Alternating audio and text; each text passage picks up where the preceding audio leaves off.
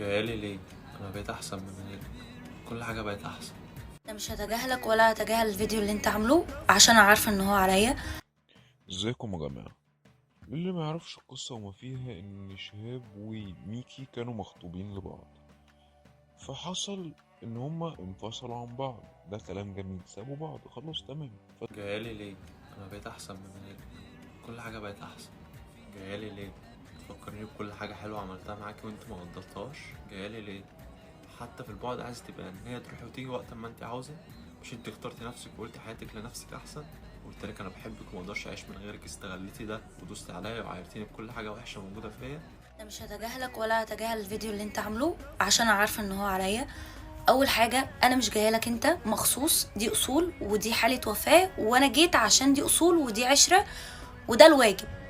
ما مدحتيش ولا شفت الحلو بتاعي، وقلت ايامك كلها كانت وحشه معايا مع اني قدمت لك كل حلو اللي اقدر اقدمه. كنت طماعه عاوزه وبس. فلو وجودي زعلك وضايقك فاعتبرني ما جيتش واعتبرني ما عملتش الواجب. ده اول حاجه.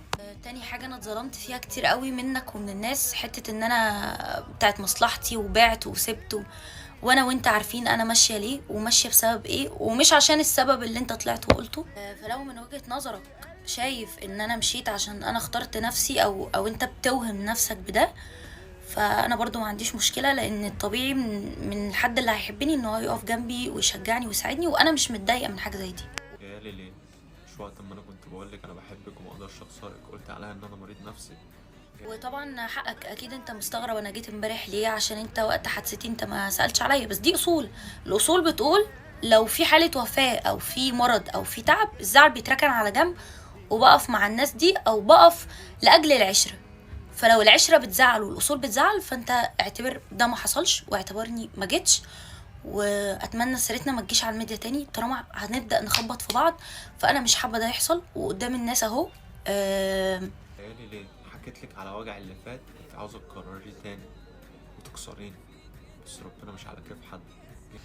لو انت شايف ان انت ساعه ما عرفتني انت كنت الدنيا بايظه، فيكفي عندي ان انا لما سبتك ما بوظتلكش الدنيا وبقيت احسن. يا رب دايما اشوفك احسن. صغر الخطوبة حصل لشهاب حالة وفاة. قررت ميكي تروح العزاء، وحالة الوفاة دي قررت إنها تجيله البيت وتزور أسرته وتعمل واجب العزاء. شهاب مسكتش على كده، قرر إن هو ياخد زيارتها ليه للعزا دي ويعمل بالموضوع محتوى. قرر ان هو يعمل قصيدة زي ما انتم شايفين، بيقول جايالي ليه جايالي ليه، القصيدة كلها جايالي ليه.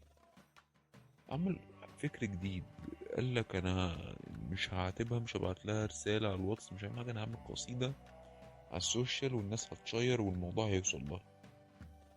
ولكن البنت هي قررت ان هي تعمل خير، ان هي قررت ان هي تزوره، وتزور أهله وأسرته، يعني للعشرة والعشق والملح اللي كان بينهم.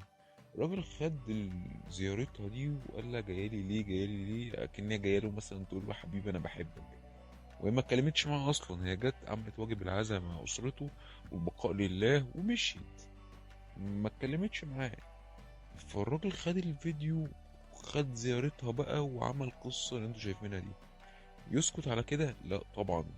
قرر شهاب ان هو لما لقى القصيدة زي ما انتم شايفين انتشرت، عمل لها واحدة تانية. طب ضحكتيني وانت بتنكشيني علشان عاوزه ترجعي بالمره. ضحكتيني. انا ما بتفرج زيكم والله.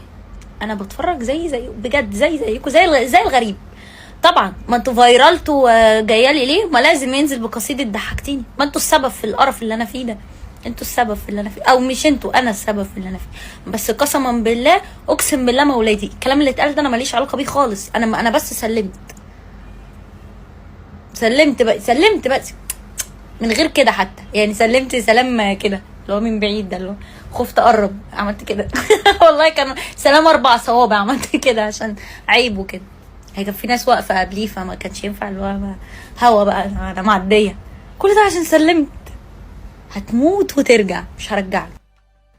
وقصيدة تانية، والراجل خلاص بقى هشام الجخ في نفسه، كل شوية ما يبعد عنها يعمل قصيدة ويعمل قصيدة. طب وبعدين؟ يعني هي نفسها طلعت اتخنقت، قالت انتوا بسببكم بسبب اللي انتوا شيرتوا القصيدة الأولانية عمل واحدة تانية، هي قررت ترد عليه بفيديو.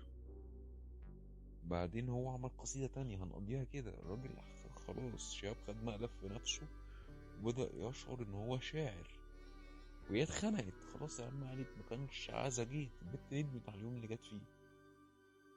فموضوع غريب جدا يا جماعة، يعني انتوا بتتخطبوا والخطوبة تتفسخ وتعملوا لنا حوارات على السوشيال ميديا. والله يا جماعة علاقة شهاب وميكي أتمنى إنها تخلص على كده بقى وما نسمعش عنهم تاني، كفاية نرتاح كلنا.